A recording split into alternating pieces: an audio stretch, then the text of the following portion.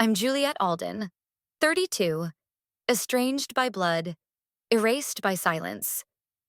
When Judge Franklin Alden, my grandfather, my mentor, passed away, I didn't get a call. I didn't even get a lie to soften the blow. Just a message. 9 words, no name, no invitation. They shut the chapel doors. Hired a guard to make sure I didn't cross. But they forgot one thing. He left the door open, somewhere else. And what waited on the other side wasn't grief. It was evidence. Before I tell you what happened when the will spoke louder than the family ever did, leave a comment if you've ever been shut out of something you helped protect. And subscribe if you know what it means to be the only one who kept the truth, while everyone else tried to bury it. The message had arrived like a gavel slamming down in an empty courtroom. Judge Franklin Alden passed away. Private funeral, Wexbridge, Virginia. Juliette Alden stared at it, the morning light barely reaching through the frost-laced window panes of her Vermont cottage. Snow clung stubbornly to the branches, not quite winter anymore, but not yet spring, just like her. Halfway between grieving and fury. Halfway between belonging and banishment. Her grandfather was gone, and they hadn't even said his name. She sat motionless at the kitchen table, coffee untouched, the silence around her thick, almost accusatory. 9 words. No, we're sorry. No, would you like to come? Not even a signature. Just 9 words. And with them, the last thread snapped. Her eyes drifted to the bookshelf, an old, creaking thing she'd carted with her from Virginia when she'd finally left the Alden estate behind.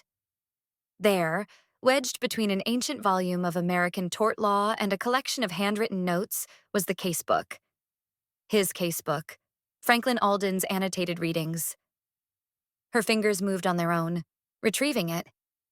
She flipped it open, almost ritualistically, to the page he used to quote so often. The ink was faded but legible. Injustice isn't just what they do to you. It's what they erase. He'd said that to her once, sitting in his leather armchair, light filtering through his study's stained glass window. She remembered his voice. Deliberate, unwavering. The kind of voice that could quiet a room or command a courtroom. She'd loved him. God, she had loved him. Her last conversation with him had been over the phone, a month ago. He was reading her notes on a public access case she'd taken on for free. Just like him, always rooting for the underdog. But halfway through the call, the line had gone dead. And in the background, her mother's voice. Marjorie. That's enough, Father. She doesn't need your validation. Click. Juliette had stared at her phone for minutes afterward, too stunned to call back. Now they were burying him. Privately, without her. As if she'd never mattered. The kettle began to whistle, but she didn't move. Her breath fogged in the cold kitchen air. She stood slowly, pushed her chair back, and walked into her bedroom, pulled a suitcase from under the bed. It wasn't grief that moved her hands. It was something deeper, fiercer. Rage. She folded clothes without thinking. Black blazer, charcoal turtleneck, a copy of her bar license shoved between socks. When she zipped the case shut, the sound echoed louder than she expected. Her heart thudded back at it. She wasn't going to be welcomed. She wasn't going to be acknowledged. But she would be there. The drive from Vermont to Wexbridge, Virginia was long, longer still with her thoughts pressing in like fog on the windshield. She hadn't made it far before the emotions she'd bottled burst to the surface. Somewhere in upstate New York, flanked by pine trees and an indifferent sky, she veered onto the shoulder and slammed the car into park. The silence outside was absolute. Inside, it was a storm. Her knuckles white on the steering wheel, Juliette breathed like a woman holding back an avalanche. But it was no use. They didn't just bury him. They buried me with him, she spat out, half sob, half roar. The sound fractured into the cabin, raw and ungraceful. She leaned back, blinking hard. Her hands trembled in her lap. Her throat burned with everything she hadn't said. That's when the phone buzzed again. The screen lit up. Unknown number. But the message was clear. If they shut you out, I won't. FM double quote. They had a guard at the chapel doors, as if grief needed a gatekeeper. Juliette stood just beyond the iron-wrought threshold of Wexbridge Funeral Hall, the cold drizzle seeping through her coat and crawling across her collarbone like judgment. The black umbrellas of the Alden clan flapped open like wings of disapproval, slick and coordinated, lined up with surgical precision. Marble steps led upward into silence. Not one look back, not one gesture of acknowledgement. It was like approaching a palace that no longer remembered her name, or worse, chose to forget it on purpose. The man in a black suit, stationed squarely in front of the chapel's massive oak doors, didn't need to say anything. His hand went up, palm outward. Impersonal. Procedural. Family only, he said. Juliette's voice stayed in her throat. She didn't argue. She didn't plead. She simply stood there, the chill settling into her spine like frost in bone. She knew they'd do this. She looked past him, through the wide crack between the chapel doors. She could see the back of Vanessa Alden's head, smooth blonde bun, tailored black coat, posture of a woman who had rehearsed grief down to an art form. Vanessa turned slightly as if sensing something, or someone, but she didn't turn fully. Didn't meet Juliette's eyes. Of course not. You don't carry the name Alden. Vanessa had once sneered across a boardroom table years ago. You carry its stains. That had been during the company's quarterly ethics audit. Juliette had flagged discrepancies in the nonprofit wing. Franklin had thanked her. The rest of the board had looked at her like she was soil under their fingernails. Now they looked through her. The service had started. A slow, somber organ note vibrated into the marble like something dead dragging itself up from the earth. Juliette remained outside. Rain made her mascara sting. She didn't wipe it away. Instead, she stared at the sky, open-mouthed, letting the water trace the angles of her jaw, her neck, her guilt. Or maybe not guilt. Maybe something older. Resentment calcified into purpose. She waited, and waited, until the doors opened again. And Frances Mercer stepped out. She was flawless. Steel gray trench coat cinched at the waist, silk scarf knotted once and perfectly angled, umbrella tilted just enough to keep the rain off her glasses. Frances Mercer had never once raised her voice in a courtroom. She never needed to. Juliette, she said, walking straight past the guard without pausing. Her voice was dry and warm and unforgiving. Juliette blinked. Frances? Frances opened her handbag with military efficiency and retrieved a sealed folder. Her manicured fingers broke the wax stamp like it was nothing more than an inconvenience. Clause 14B, she said, her voice rising just enough for the guard, and whoever else might be listening, to hear. Judge Franklin Alden's will. If Juliette Alden is denied access to this memorial, the estate grants legal override under Preemption Clause 14, subsection B, paragraph 3. The guard's lips parted. No words, only confusion. Frances continued, eyes level, unblinking. She is not just welcome, she said, turning toward the chapel doors. She is required. Gasps echoed through the marble foyer as Frances led Juliette inside. Umbrellas dropped. Heads turned. Charles Alden's expression locked into stone. Vanessa's jaw clenched. But she said nothing. They walked down the center aisle, two women in measured sync, water trailing behind them like shadows. Juliette didn't look at the casket. Not yet. She looked at the stained glass panels above, the ones Franklin had chosen. Lady Justice with her scales, a phoenix in fire. They reached the altar, but Frances veered left, a side door. Before she opened it, she leaned in and whispered, her voice too soft for anyone else to hear. Your name isn't just in the will. It's in the fire he left behind.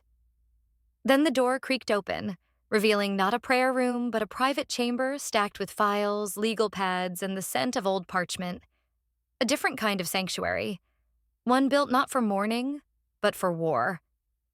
He died with secrets, but he recorded his truths louder than any eulogy. The room was quiet in the way libraries remember sorrow. Mahogany chairs, their edges worn from decades of elbows and arguments. A faint scent of lilies, too sweet, too strong, clung to the air. Somewhere beyond the closed door, a hymn drifted through the chapel. Gentle, polite grief for an audience of people who never really listened to the man they were now trying to bury. Juliette sat at the long table, her fingers curled around the arms of the chair like she was bracing for a storm she couldn't yet see. Frances Mercer sat opposite her, calm as always, her glasses resting on a folder labeled in Franklin's own handwriting. Private reading, executor's copy. "I know this isn't easy," Frances said, voice level. But Judge Alden was deliberate. He wanted this part separate, private. Juliette nodded once. Frances opened the folder with quiet ceremony and began reading. "To my granddaughter, Juliette Alden, I leave my personal library, inclusive of all case journals, annotated rulings, and the blue notebooks in the second drawer of my desk." Juliette's eyes stung. She remembered those notebooks. The handwriting cramped and sideways, the ink bleeding into the margins, the notes he used to scribble during trials and then forget over breakfast. Or pretend to. Frances continued. "And the USB drive stored in my will safe, coded JULIET-4. This is not part of the public record. This is personal. This is truth." She held up the flash drive, its surface matte black, a small strip of tape with Franklin's signature in shaky pen. Juliette hesitated before taking it. Her fingers closed around it like it might burn her. Frances plugged it into the sleek silver laptop already waiting on the table. The screen blinked once. Then again. The speakers crackled, and then his voice filled the room. "Juliette," Franklin said, his voice more gravel than she remembered. Slower, too. "If you're hearing this, then I'm gone. But I'm not silent." She couldn't breathe. "I taught law for 37 years, sat the bench for 21. People think the courtroom is where you speak truth. It's not. It's where you choose what version of it survives." Juliette's throat tightened. "I saw the foundation, my foundation, become a laundering operation for ambitions it was never meant to serve. Charles, Vanessa, I know what you did. I know about the offshore account, the fictitious grant cycle, the community impact reports that never matched the audit trail. I know about the ledger you deleted, Vanessa." Juliette heard a soft gasp through the wall. Someone in the chapel. She realized Frances had turned up the volume, loud enough for the hallway to hear. "You'll deny it, of course," Franklin said, voice slow and deliberate. "But I kept the records. I kept everything. And I left them with the only person who ever asked why. The only one who thought the name Alden should mean something other than silence." Juliette's hands began to tremble. "This isn't just a bequest, Juliette. It's a burden. I know that. I'm sorry, but if I leave this world without passing it to someone who sees, then I die twice." Frances met her eyes but said nothing. The screen went black. A pause. Then Franklin's voice returned, but softer now. Slower. "To the rest of you, I was aware of the forged documents, the erased ledgers, the trust redirection to political operatives under the guise of medical grants. Don't pretend I wasn't." The next sentence dropped like iron into water. "I leave behind not just assets, but evidence. Let Juliette carry it." Silence. Juliette's breath had gone shallow. The world felt unsteady, the polished table like a raft drifting into open water. Frances closed the laptop with a soft click, then reached into her bag and slid a thick, weathered envelope across the table. "This part," she said quietly, "wasn't in the will." Juliette looked at her. Frances hesitated, just for a beat. Then she leaned in. "He asked me to give it to you, only if they turn on you again." They didn't mourn him. They cross-examined his corpse. The Alden estate hadn't changed. Not the chandelier that still flickered with the same unreliable bulbs. Not the hall of ancestral portraits, each face watching like an unappointed jury. Not the door at the end of the West Wing. The one Franklin had always kept locked with a brass key he wore on a chain beneath his tie. Tonight, that door was wide open. The room behind it was colder than Juliette remembered. No fire in the hearth. No comfort in the books that lined the walls. Only a long mahogany table, half lit by a floor lamp that buzzed faintly.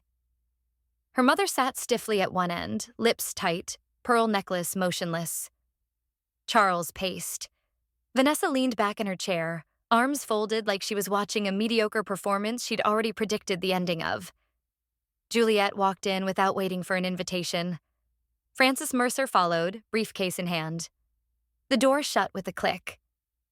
"We need to talk," Charles said, skipping pleasantries. "About the will. About the tape." "Of course we do," Francis replied, not missing a beat.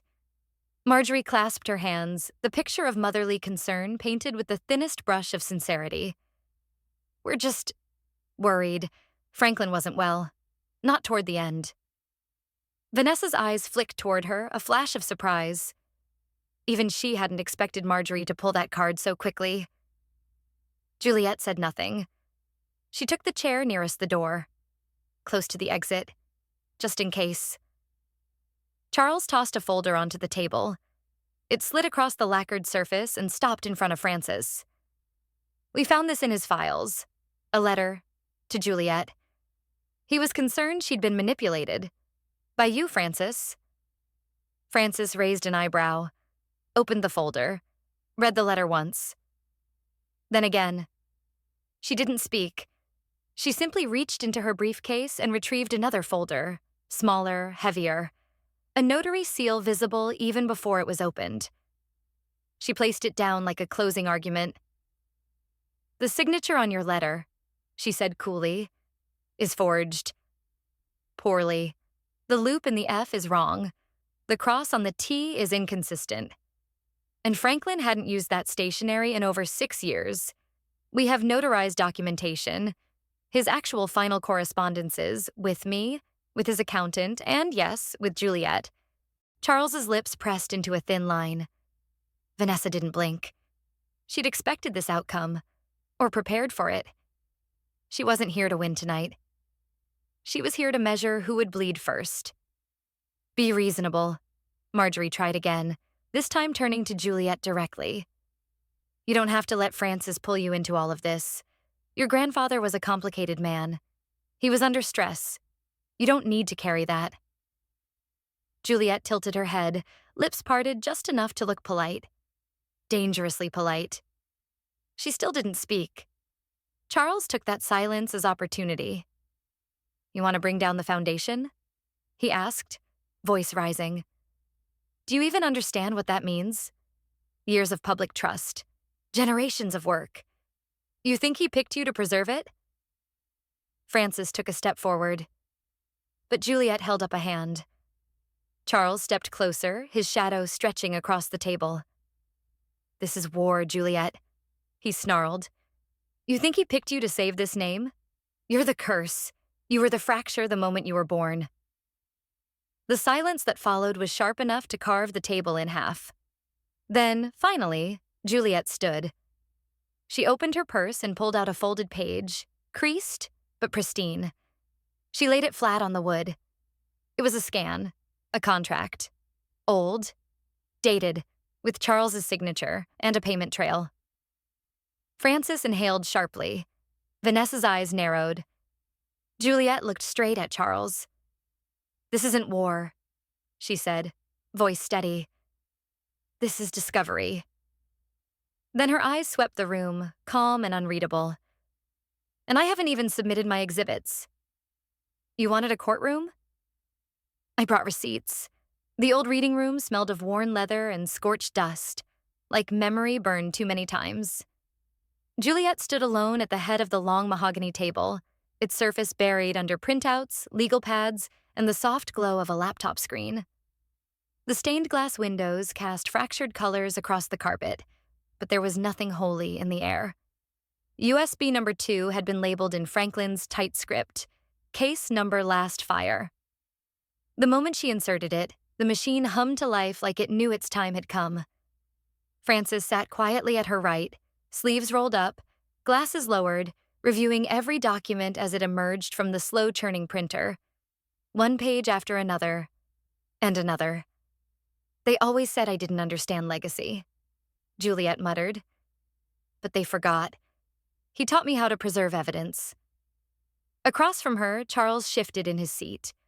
The light caught the sweat collecting at his temples. Marjorie pursed her lips as if decorum might still matter. Vanessa scrolled her phone, too fast to be reading anything. Lena stood near the door, watching, unmoving. Juliette held up the first set of papers. "Transfer of funds," she said, "from the Alden Foundation's Emergency Relief Grant Program to a Delaware-based shell called Hartwell Consulting, which as of last year happens to be owned by Charles Alden's personal trust." She placed the papers down in front of Charles like she was laying a card in a game he didn't know he was playing. "No comment?" she asked. "Thought so." She picked up the next set. "This one's juicier. Voice-logged memo. June 2023. She pressed play on the small speaker beside her laptop. A voice filled the room. Clear, feminine, confident. "Vanessa. No one's gonna trace this. Franklin's too old to notice, and if he does, he'll be dead before it matters." Juliette didn't even look up as she placed the transcript beside Vanessa's elbow. Vanessa didn't blink, but her fingers stilled on the phone. Juliette turned to her mother. "Shall we discuss the August audit? The one that never made it to the IRS?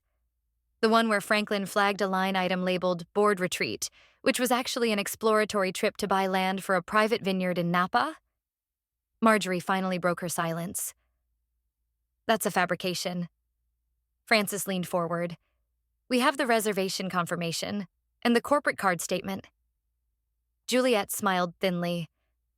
"And the name on the wine license application? M.A. Alden. Funny coincidence." Charles slammed his palm on the table. "You think this performance means anything in court?"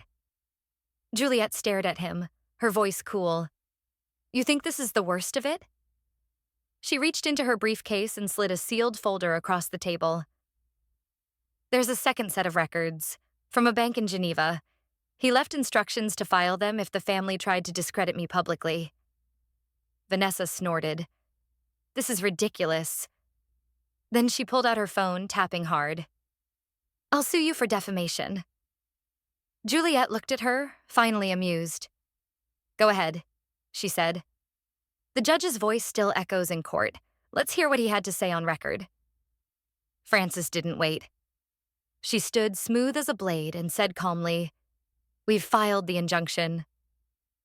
Everyone turned. Frances continued, "The court date is set. Judge Crenshaw signed the motion this morning. Now they can scream where it matters, under oath." Silence. The printer clicked one last time, and Lena, still by the door, whispered under her breath, "Finally. Truth doesn't need a sword. Just a signature and a deadline." The walls of Mercer and Hartley's war room were covered in history. Legal-sized sheets pinned like evidence boards in a cold case long unsolved. Every name, every transaction, every timestamp that mattered. Frances had turned legacy into strategy. The center of it all was a family tree marked with black pins for the guilty, blue pins for the silent, and one bright red pin for Juliette. She stood quietly in front of it now, arms crossed, eyes locked on her own name. The red pin wasn't blood, it was fire. Frances paced behind her, phone on speaker, legal assistant droning about filing schedules and document requests. On the desk lay the injunction paperwork, notarized and dated. Charles had 72 hours to respond. Vanessa had been named as co-defendant. Marjorie's signature on internal grant approvals meant she couldn't hide behind ignorance anymore. "This is no longer about exposure," Frances said, clicking the call off. "It's about dismantling the structure brick by brick." Juliette didn't flinch. "What's first?" "We start with Charles. His trust, Hartwell, is tied to 3 shell companies. We've traced the flows. Judge Crenshaw agreed to freeze the domestic assets. We'll file the international freeze order Monday." And the property in Franklin's name? We're filing to restore ownership of the Springdale cabin and the private equity shares he held in your name before they were reassigned under duress. The paper trail's clean. It'll hold. Juliette nodded, but her focus was elsewhere, on the diary pages scattered beside the case folders. Franklin's notes were careful, sometimes cryptic, but clear in intent. You want legacy? Defend what's left when everyone else cashes out. There was a knock at the glass door. Frances raised an eyebrow. Juliette turned. It was Lena. She stepped inside slowly, her voice barely above a whisper. I got your message. Juliette gestured to a chair, but Lena didn't sit. Her face was pale, nervous, but not avoidant. I just wanted you to know. I didn't know the full extent. Franklin? He told me things. Little things. Said I should keep them safe. He made me promise that if they ever turned on you, I'd know what to do. Juliette studied her for a moment. Not with suspicion, just the quiet weight of truth hanging in the space between them. I don't need your apology, Juliette said, voice even. Lena's eyes widened. Juliette took a step forward. I need your testimony. The pause stretched long. Then Lena nodded. Her voice was steadier this time. He said you'd be the only one who understood what mattered. That they'd try to erase you. That the truth would scare them more than losing money. She reached into her coat and pulled out a small, flat envelope. He asked me to give you this, too. Said you'd know when to open it. Juliette took the envelope, placed it beside the diary pages without looking inside. Then she exhaled, deeply, like something long buried had finally surfaced. Frances closed her laptop with a quiet click. Juliette looked up, gaze hard and unshaken. Good, she said.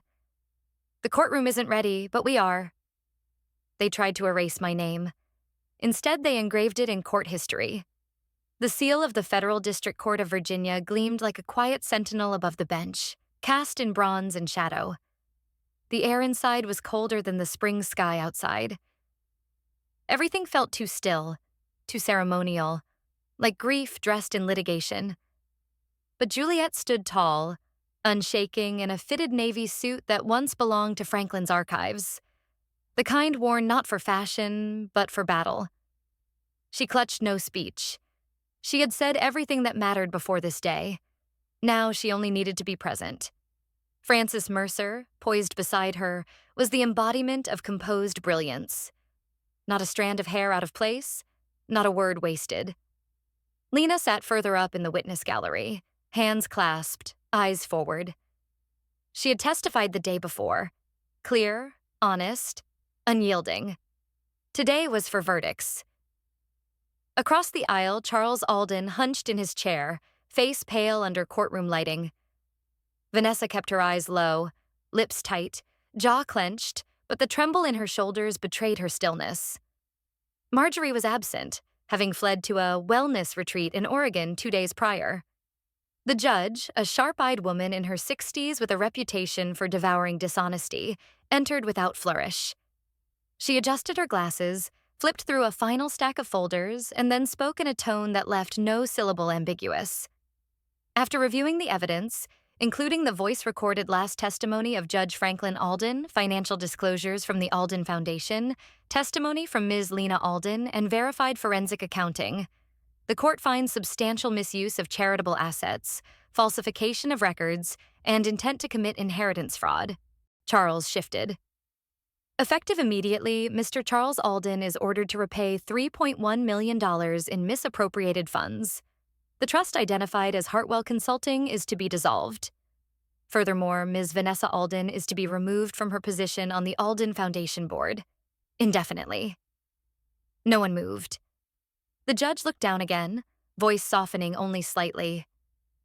As to Ms. Juliette Alden, this court recognizes her not merely as the legal beneficiary of Judge Alden's intellectual and personal estate, but as the sole custodian of his ethical legacy. She paused, then met Juliette's eyes directly. Ms. Alden is not merely the granddaughter. She is the guardian of what Judge Alden stood for. Juliette did not cry. She did not smile. She simply breathed. As the court recessed, murmurs buzzed around her, but she didn't stay to listen. Reporters would clamor. Board members would scramble. Lawyers would descend with new offers and new apologies. But Juliette didn't wait for any of them. Instead, she left the courthouse alone. The drive to the cemetery was long, winding through the May-blue hills of Virginia, where Franklin once said trees kept better secrets than people did. The grass at his grave had begun to grow back. The stone was simple. His name, the years, and a quote he had always whispered, "Let your words outlive you." She knelt, pulled a small envelope from her coat pocket, and tucked it beneath the edge of the granite marker. Inside was a single sheet of paper, the same one she'd found in the envelope Lena gave her, written by Franklin in his spidery script. "If you're reading this, it means they failed. And you didn't." She placed her hand gently over the words and whispered, "They tried to silence you. But we spoke louder. They erased me in silence, so I answered in court. I remember the chapel doors shut in my face, not just by brass handles or hired guards, but by people who once called me blood. I remember standing in the drizzle, soaked not just in rain, but in disbelief. They thought I'd leave like I always did, quiet, outnumbered, uninvited. But they underestimated one thing. The dead don't lie. And Franklin had left behind more than memories. He'd left instructions and evidence. Every page I held, every file Francis unlocked became another stone I laid in the foundation they tried to bury. They wanted a courtroom battle? Fine. I gave them a record. They wanted to break my voice? I used his. He'd said it once when I was a child tracing the seal of the court on one of his old journals. You don't need to be loud. Just be right. And let the law echo for you. I wasn't after revenge. That part died the day I stood on the side of a wet highway and screamed into the steering wheel. No, what I wanted, what I demanded, was recognition. For what they'd done. For what he left. For the truth that could have gone up in smoke if someone hadn't stepped forward and said, "This ends here." When Charles barked in the boardroom, when Vanessa hissed about lawsuits, I realized their power was built on fear, on secrecy, on the assumption no one would dare crack the floor beneath them. But I had the files. I had the tapes. I had the voice of a judge they thought would die quietly. Instead, he became the loudest one in the room. And then there was Lena, the cousin who used to watch, hands folded, eyes down. She chose to look up. She chose to testify. Maybe Franklin had told her, just as he told me, "If they erase her, you'll know what to do." And she did. That courtroom wasn't a war zone. It was a mirror, one they couldn't control. When the judge read the final ruling, I didn't cry. I didn't gloat. I stood still. Because I knew it wasn't about what I won. It was about what couldn't be taken from me again. And in the end, it wasn't fury that won. It was clarity. Justice doesn't always arrive with fury or fire. But when it comes, it leaves no room for denial. Like the final chord of a long-forgotten melody, justice may arrive late. But it resonates powerfully once it's heard. When injustice is met with unwavering truth, the verdict doesn't just change one name in a ledger, it rewrites the entire legacy. Because no dynasty, no boardroom, no bloodline, no foundation can silence the one voice that refuses to disappear. Thank you for watching, and for staying until the end. This story wasn't just about inheritance, or family, or even justice. It was about erasure, and what it takes to rise after they decide you no longer belong. Juliette Alden didn't storm the doors. She didn't beg to be seen. She walked in with proof, with the voice of a man they tried to silence.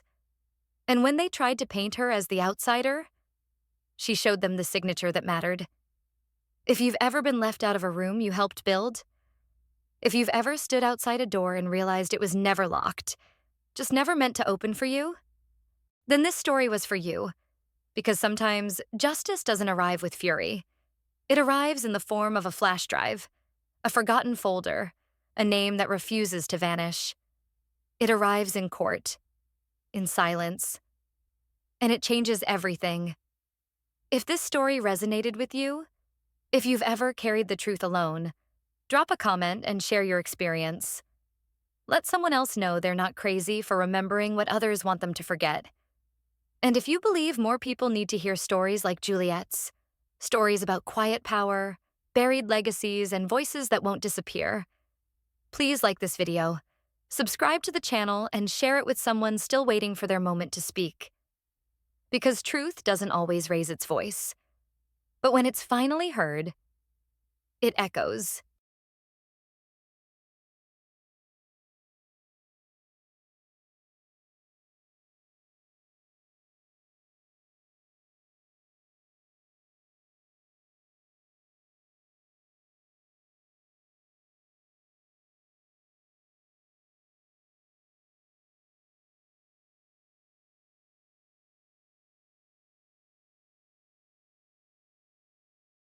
Sienna, you're wearing linen? To a black tie event? Someone should have told you this isn't a college picnic. That was Evelyn Caldwell speaking, lifting her wine glass in front of dozens of guests, not bothering to lower her voice.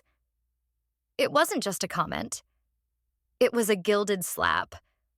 A blow wrapped in civility, with humiliation as its target. If you've ever stood in a room full of familiar faces and still felt like the outsider, if you've ever been mocked for not fitting into the mold they built for you, stay, because this isn't just a story about being humiliated. It's about the woman who quietly signed every paper they never bothered to read, and then made the entire ship turn around. The paper glinted under the morning light, sharp and smug in its weight. I'd seen it coming. Last year, they stuck me near the buffet trays, just out of frame from the family photo that Evelyn later posted on every platform with the caption, "Legacy is everything." My fingers brushed over the thick envelope. The golden ink was carefully deliberate, not a scribble.